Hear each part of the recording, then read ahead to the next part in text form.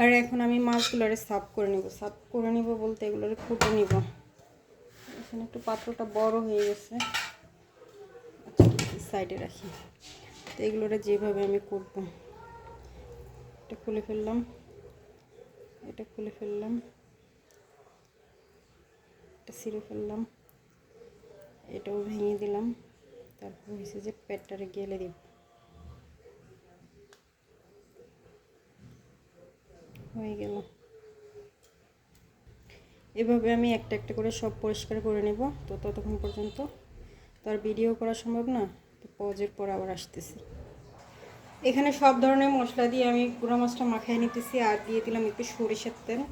আজকে সরিষার তেলে পাতুরি করব, কলা পাতায় পাতুরি করবো আজকে। কলা পাতাও ধুয়ে দিয়ে নিছি, মাছগুলো ভালোভাবে মাখিয়ে নিতেছি। মাখানো শেষ হলে তারপরে কড়াইয়ের মধ্যে কলা পাতা দিয়ে সুন্দর করে মাঝখানে মাছগুলো দিয়ে তারপরে আবার কলা পাতা দিয়ে মোড়াই নিব। তো ততক্ষণ পর্যন্ত সাথেই থাকুন। আর এখন আমি কড়াইতে কলা পাতা বিছিয়ে দিতেছি, এরপরে এখানে মাছটা দিয়ে দিব। কলা পাতা নিচে একটা দিব কি দুটো দেবো, আচ্ছা দুইটা দেবো, দুইটা এখানে দিয়ে দিলাম। তারপর মাছগুলো সব এখানে ঢেলে দিলাম। দেখি আজকে এভাবে রান্না করে দেখি এটার ফ্লেভারটা কেমন আসে। আমার কাছে আস্ত টমেটো ছিল না, ফ্রোজেন টমেটো ছিল, তাই ফ্রোজেন টমেটো দিয়েছি। আর টমেটোগুলো একটু বড় বড় করে কাটা। আর যাদের আস্ত টমেটো থাকবে তারা একটু চিকন চিকন করে কাটবেন। এতে করে কি হবে, মানে একদম সুন্দর একটা মিশ্রণ হবে।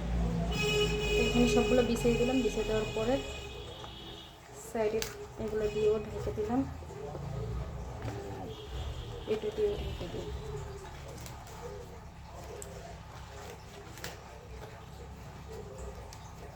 এখন এটা চুলার উপরে দিয়ে দিব। আর এখন এটা চুলার উপরে দিয়ে দিচ্ছি, এটা হইতে থাক। লো মিডিয়াম আছে, মানে একদম আঁচটা মিডিয়ামও না হাইও না, লো মিডিয়াম, মিডিয়াম থেকে একটু নিচে। আমি আবার ফাঁকের উপরে ঢাকনা উঠিয়ে দেখতেছি যে সব কিছু ঠিকঠাক আছে কিনা। আলহামদুলিল্লাহ এখনও সব কিছু ঠিকঠাক আছে। আবার ঢাকনা দিয়ে দিলাম।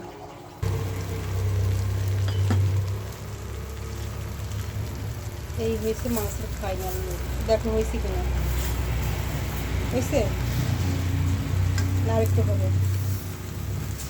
হুম, আরেকটু হবে। এখন আর কেউ পাশে নেই, ডাক দেওয়ার বেলা এক একজনের সবাই মিললে একসাথে, বাপ ছেলে সব একসাথে।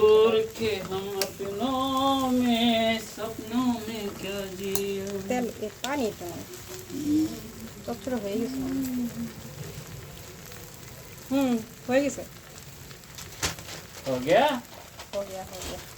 खा ले तुम ये आउट टॉकिंग मत करो, साउंड ये अब हो गया नहीं, अब साउंड नहीं होगा क्योंकि कैपकट में लोग हटते नहीं हैं।